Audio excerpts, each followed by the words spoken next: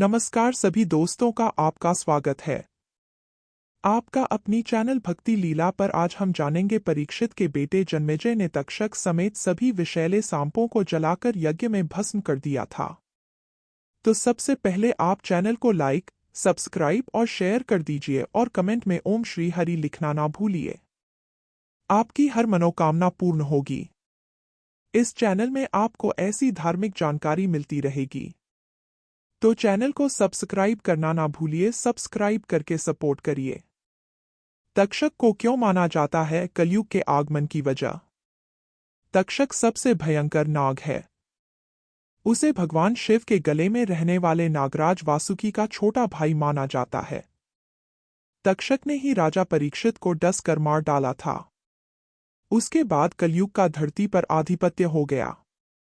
बाद में परीक्षित के बेटे जन्मेजय ने फिर तक्षक समेत सभी विषैले सांपों को जलाकर यज्ञ में भस्म कर देने का आयोजन किया था। सावन मास के शुक्ल पक्ष के पंचमी को नाग पंचमी का त्योहार मनाते हैं। तक्षक नाग प्रमुख नागों में से एक था। वह बहुत ही भयंकर नाग था। तक्षक का जिक्र महाभारत ग्रंथ में है। यह प्रजापति कश्यप की पत्नी कद्रु से उत्पन्न हुआ था, जिन्होंने 1000 सर्पों को जन्म दिया था। तक्षक नाग वासुकी नाग से छोटा एवं अन्य नागों में सबसे भयंकर था। यह पाताल लोक के 8 प्रमुख नागों में से एक था। तक्षक को भगवान शिव के गले में रहने वाले नागराज वासुकी का छोटा भाई माना जाता है। इसे सर्पराज भी कहा जाता है। पांडवों का स्वर्गरोहण के बाद अभिमन्यु के पुत्र परीक्षित ने शासन किया। उनके राज्य में सभी सुखी और संपन्न थे। कथा इस प्रकार है, कलयुग ने जब धरती पर पैर पसारे रहा था तब राजा परीक्षित ने उसे ललकारा। कलयुग ने तब छलपूर्वक राजा के शीश मुकुट में प्रवेश कर लिया। इससे राजा की बुद्धि भ्रष्ट हो गई थी। एक बार राजा परीक्षित शिकार करने के लिए निकल गए थे।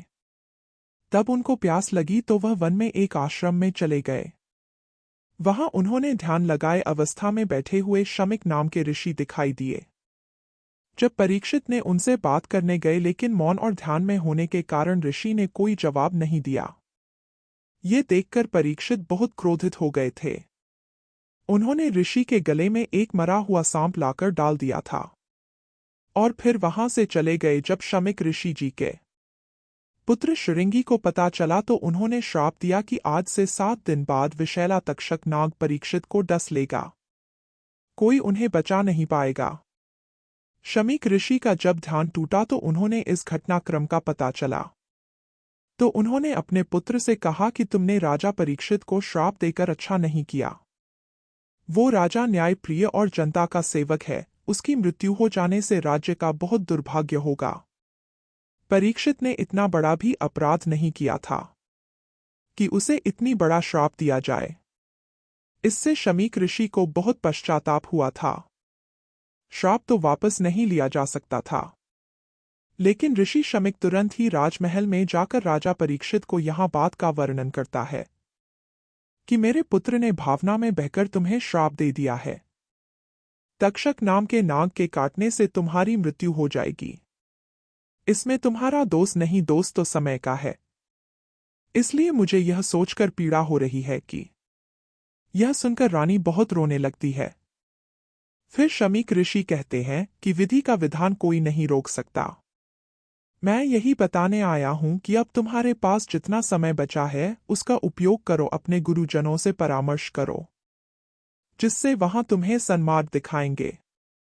तब राजा परीक्षित रात्रि में ही अपने गुरु के पास पहुंचते हैं और अपनी व्यथा बताई कि मैं 7 दिन में ऐसा क्या करूं कि मेरा परलोक सुधर जाए।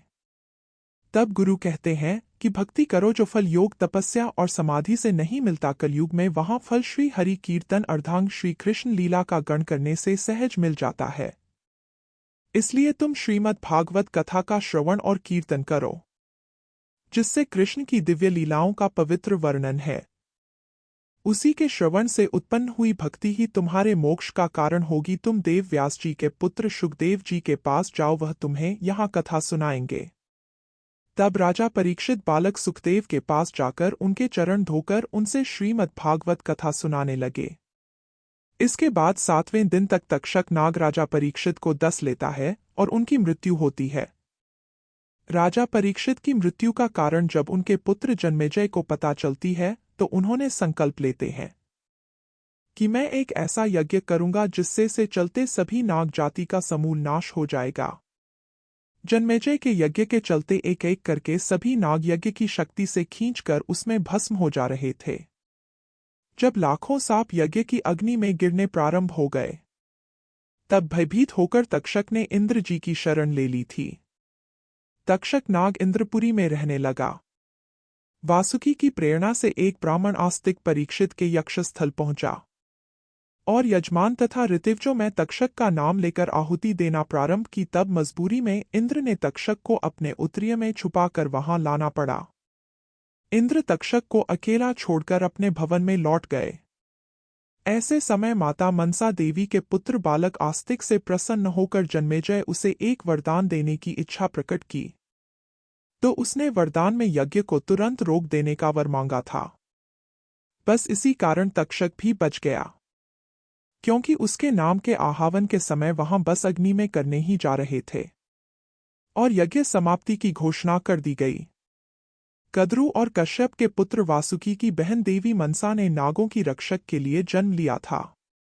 अधिकतर जगहों पर मनसा देवी के पति का नाम ऋषि जरत्कारु बताया गया है और उनके पुत्र का नाम आस्तिक है, जिसने अपने माता की कृपा से सांपों को जन्मेजय के यज्ञ से बचाया था।